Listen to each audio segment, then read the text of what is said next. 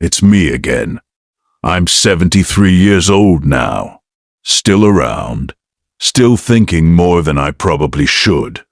And still wishing I had understood certain things earlier in life. Before I start today, I want to ask you for something simple. Stay with me through this story. What I'm about to talk about isn't comfortable, and it isn't the kind of neat lesson that fits nicely on a motivational poster.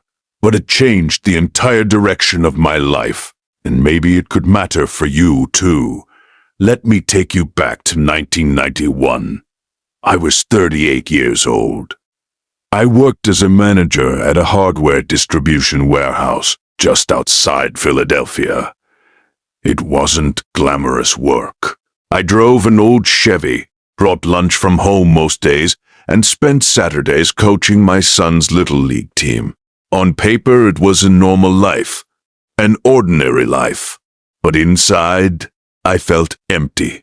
Not the dramatic kind of misery people usually talk about. I wasn't clinically depressed. I wasn't drinking myself into trouble. From the outside, everything looked perfectly fine. But internally, something felt off. The best way I can describe it is this. It felt like I was watching my own life from the outside, as if I were looking through a window.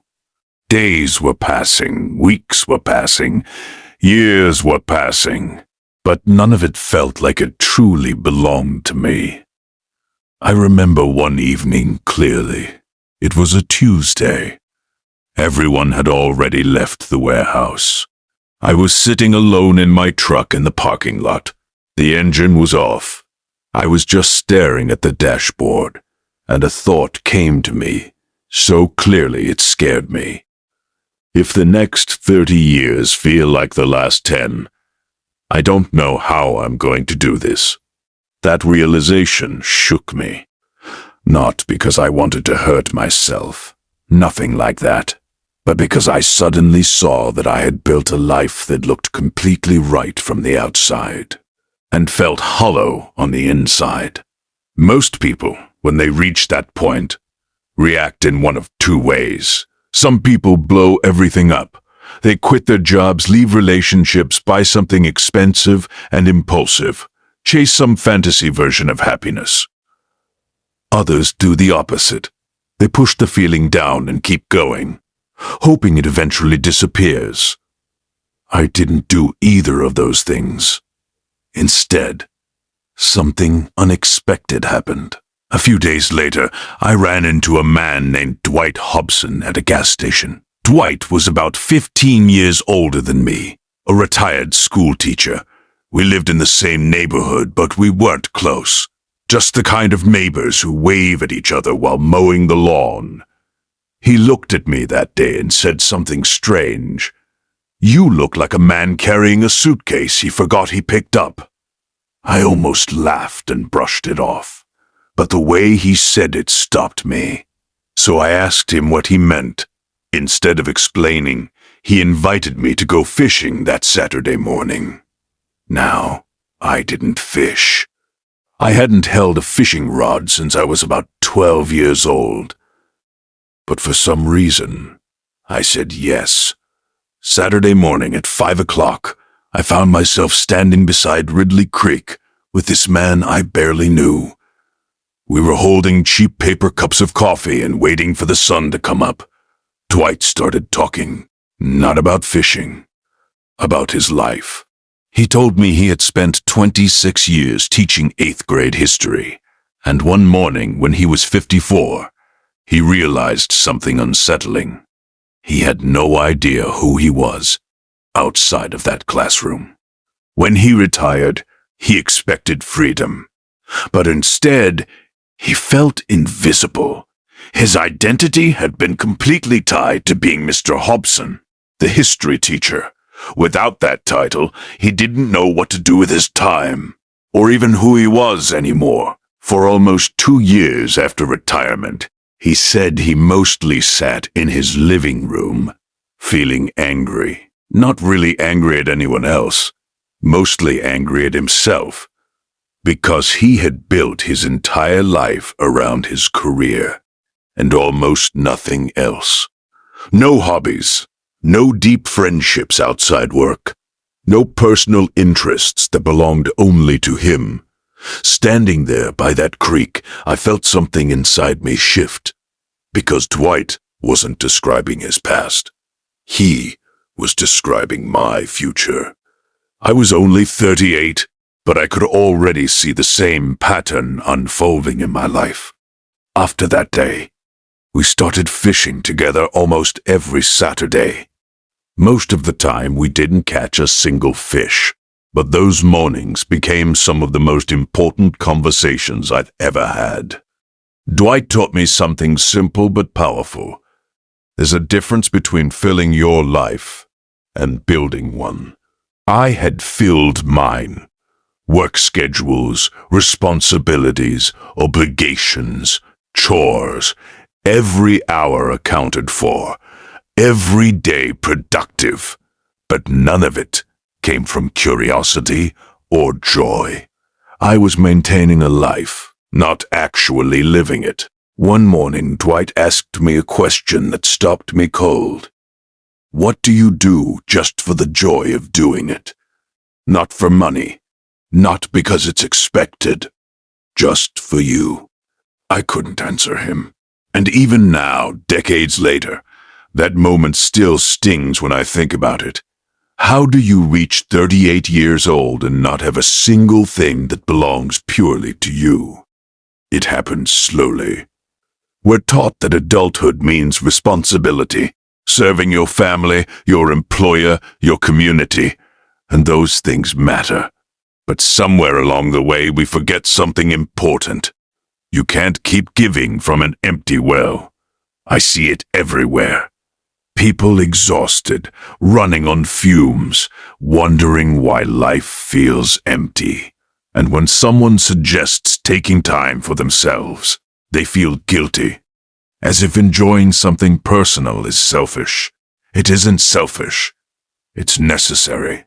After those conversations with Dwight, I started making small changes. Nothing dramatic. I signed up for a woodworking class at the community college Tuesday nights from 7 to 9. I was terrible at it. My first birdhouse looked like it had been built by a raccoon during an earthquake. The instructor, Gail, looked at it and laughed. She said, "Well, at least the birds won't complain about boredom." But for those 2 hours each week, I wasn't a manager, a husband, or a father solving problems. I was just a man learning something new. And strangely enough, those useless little projects filled a part of me that years of responsible living never had. I also started reading novels again. One day I picked up East of Eden at a yard sale for 50 cents. Lying in bed at night, getting lost in a story, I realized something. I had stopped reading fiction around age 25 because I thought it was a waste of time. What a ridiculous idea. I started walking too. No destination, no step counter, just walking. I noticed things I had driven past for years without ever seeing them. A small stone church hidden behind trees on Briar Lane. A creek 2 blocks from my house I never knew existed. And an old man named Lou who sat on his porch carving pieces of wood. Lou was a Korean War veteran with stories that could keep you listening for hours. I sat on that porch with him many afternoons over 3 summers until he passed away in 1994. Even today, when I smell fresh-cut pine, I think of him. Now I know what some of you might be thinking. That's nice, Peter, but I don't have time for hobbies. You might have kids, bills, responsibilities I know nothing about, and that's fair. But the truth is, most of the time the issue isn't time. The issue is that we've tied our entire identity to our responsibilities. Stepping away from them, even briefly, Feels like we're abandoning something important. But you're not abandoning anything. Your family doesn't need a martyr. They need a whole person. Your children don't benefit from watching you sacrifice every piece of yourself. They benefit from seeing someone who actually enjoys being alive, someone who cares about things, someone who is curious about the world. Dwight once told me something I've never forgotten. The worst thing you can do to the people you love is disappear while you're still standing right in front of them. That's what happens when you hollow yourself out with duty. You're physically present, but emotionally gone. The woodworking class led to other things.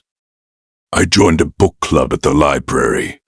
I quickly discovered I was the only man in a group of 11 women, and they found that absolutely hilarious.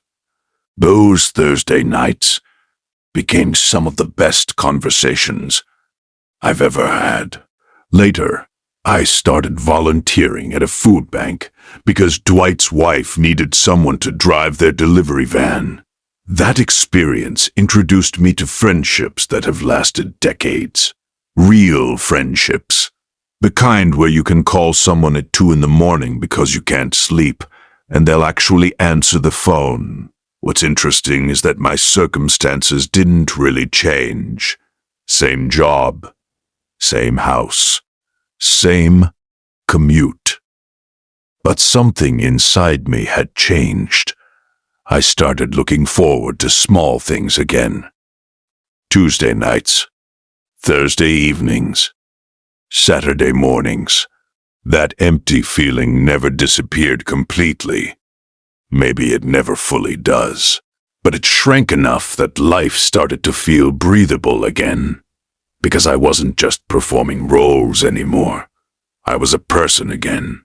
So if anything in this story feels familiar, try one small thing.